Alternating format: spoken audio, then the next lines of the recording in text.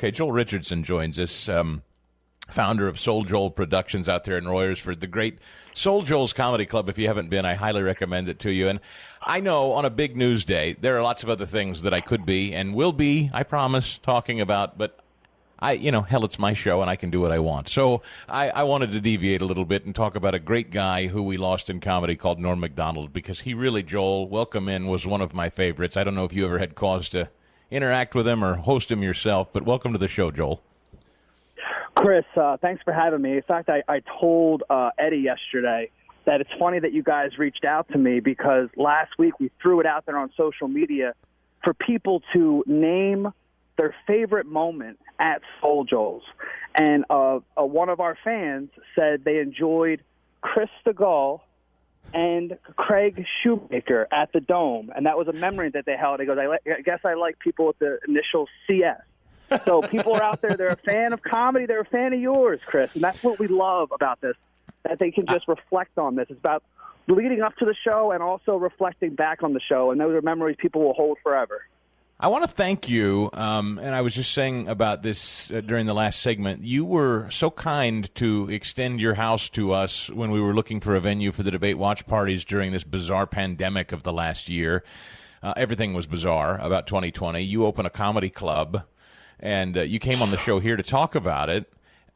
We could never have imagined what was coming when you launched this club, and I know you couldn't have either. But, boy, you talk about a guy who made lemons out of lemonade, or lemonade out of lemons. Joel Richardson, your idea to take the club outside, and then when we were looking for a place to host debate watch parties because they were so much fun and we hated to not do them, but we couldn't find a place to do them indoors, you said, well, come outside and do it at my place. What a genius move. I hope it's turned fruitful for you, Joel. Oh, absolutely. Well, it's funny. You just actually named the name of my book that I'm in the process of writing. It's How We Turned COVID Lemons into Lemonade. Because it's just something I would have never imagined, never would have positioned it, but all we kept doing is adapting and pivoting and providing, when we built just from scratch. It was 2 years ago, it was a dirt field right outside of where our comedy club was indoors, and we just kept it going. And yesterday, to have lost Norm MacDonald, it's funny.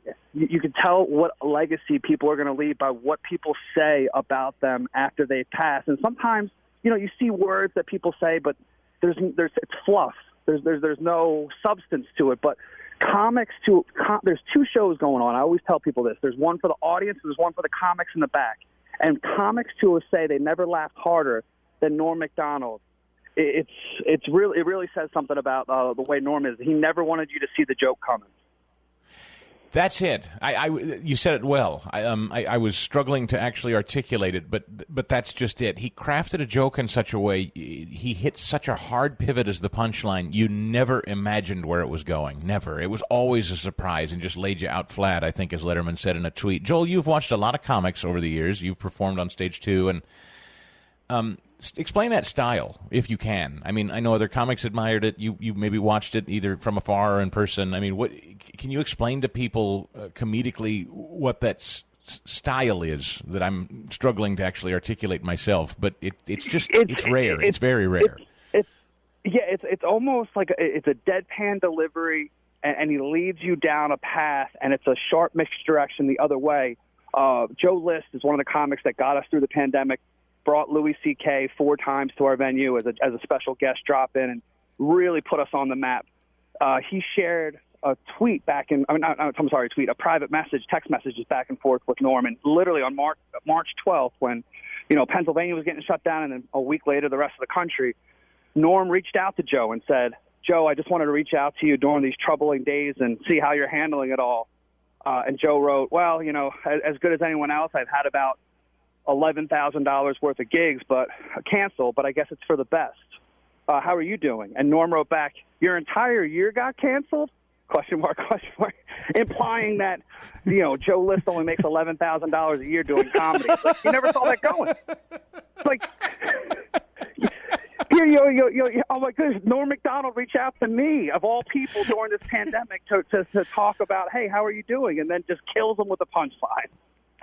He was the only guy, I was just saying off the top, he's the only guy that can joke about the untimely death of someone, days after they've died, and it's verboten, and you're not supposed to do it, and it's rude, and you're not supposed to speak of the dead or whatever, but the way he would do it was never really, if everyone would just settle down and not be sensitive, you'd understand he's not making fun of the dead person. He's making fun of the way we as humans process people's deaths, or the way we talk about people dying, right? And he was very private in the fact that he was battling cancer for the last 10 years, and no one knew. And to think about that, it's like you never know what someone's going through privately. But here he is, a traveling joy salesman, for lack of a better word, entertaining everyone, bringing laughter to everyone, while internally he was battling for his life for a decade. Says something about him. I hate to even do it, because I'm going to do what I'm actually talking about, lamenting, but I'm only doing it to make a point. The state of comedy today, just generally, I'm not one of these guys that believes nobody's funny and there's no such thing as anybody being funny and no one is not political, but it's just undeniably true that, like everything else, comedy has been hijacked by hyper-partisanship. I don't think that's unfair to say, and I just wonder... I'm not saying everybody. I'm not saying there aren't great comics who aren't hyper-partisan. I'm just saying what's unfortunate is there was a time when Norm MacDonald was still exceptional, but there were lots of other comics doing similar content, not stylistically, of course, but I mean, there was this shared experience. You knew when you tuned into late night, you knew when you went to a comedy club, you probably weren't going to get walloped over the head with politics. You'd get a George W. Bush is dumb, or Bill Clinton's horny joke, but that was it. Like it wasn't like you were going to get clubbed over the head for being a voter of a guy. That's different today, isn't it? Am I seeing it wrong? Oh, it certainly is. I mean, when I first started 15 years ago, I was told by my mentors that, you stay away from religion and politics because you can't, like other things, you don't know how people feel. You don't want to divide an audience. You want to bring them together, forget their troubles for 90 minutes, 2 hours. And people don't want to be reminded of what they came to the comedy show to escape. There's obviously clever ways to do it and to make fun of it all, or left or right, but it seems to be one or the other, and it's unfortunate, but that's the state of the country right now.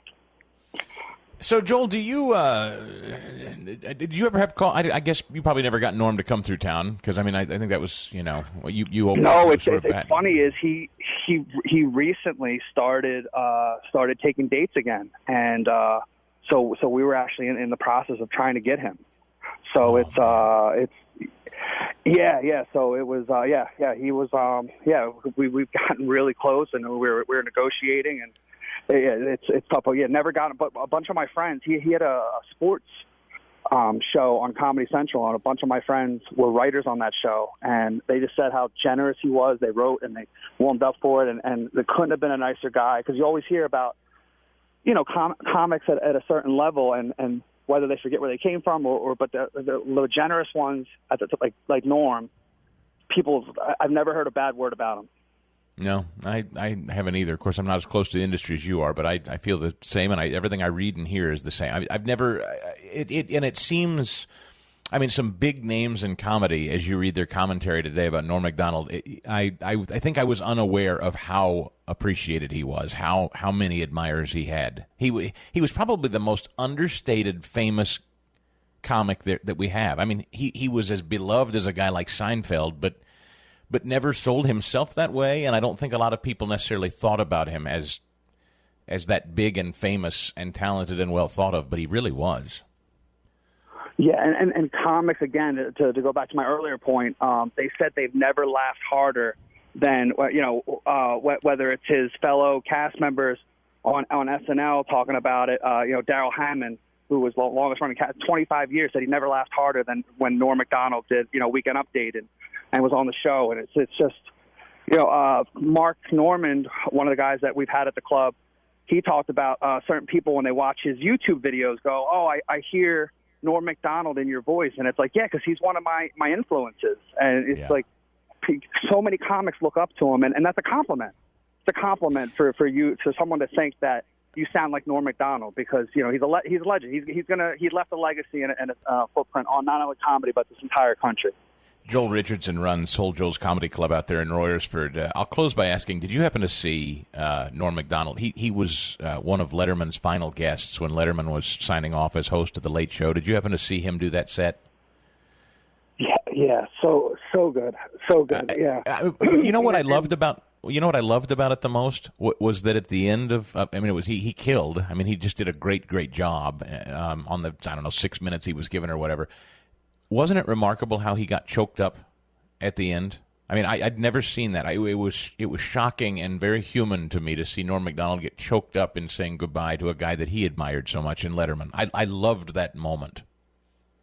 He was embracing the moment. He knew what was happening while it was. You're going to look back and he's going to be topical, all of his material, but he knew it was the end, and you're going to remember that moment forever. And he kind of took it all in. Yeah.